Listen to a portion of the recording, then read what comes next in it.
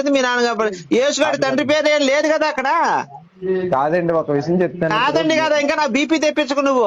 BP పిచ్చి పిచ్చిగా మాట్లాడతా మరి, ఎరుపు గొళ్ళలాగా మాట్లాడతావు నువ్వు. ఏమో పొద్దునే తాగున్నావా ఏంద్రా బాబు నువ్వు, ఇసుకు తెంగిస్తున్నావు. ఇసుకు తెంగించడు కాదండి.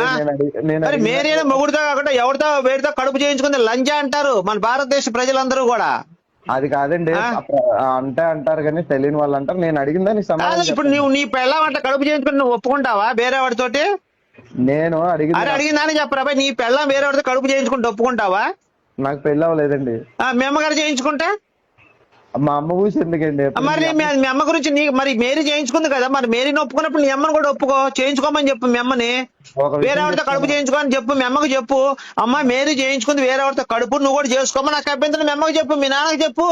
ఇప్పుడు గురుగారు నేను ఓపిక అంటే నాకు చాలా ఎక్కువ, నాకు చాలా తక్కువ. పిచ్చి పిచ్చి మాట్లాడితే ఇలానే మాట్లాడతాను. ఎరుపుకు మాటలు నీ ఇంట్లో ఆడవాళ్ళ దగ్గర మీ అమ్మ దగ్గర మాట్లాడు, సరేనా? మొగుడుతో కాకుండా వేరే ఎవరితో ఎవడు కడుపు చేయించుకున్నా దాన్ని లంజా అంటాను నేను.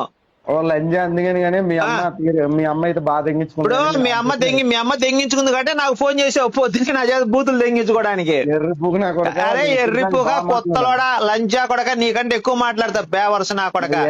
నీ అమ్మ పూకులో బైబుల్ తప్పుతా లంజా కొడక, నీ ఎక్కువ మాట్లాడావంటే నా కొడక. అది తిప్పి శివుడు కాదు నా కొడక, పేజీలు చించి ఒక్కొక్క పేజీని నీ అమ్మ పూకులో దోపుతుంటే గుద్దలోంచి బయటకు వస్తాయి పేజీలన్నీ బైబిల్లో. అర్థమైందా? నేనైతే సిలువు తోసేస్తాను. ఎవరికి? మీ అమ్మకా? మీ అమ్మకి కాదు, మీ అమ్మకి సిలువు దోసుకుంటావు బైబుల్ చదువుకుంటావు, నాకెందుకురా? లంజం తీసుకొచ్చి లంజ కొడుకుని తీసుకొచ్చి దేవుడు అని చెప్తే ఎలా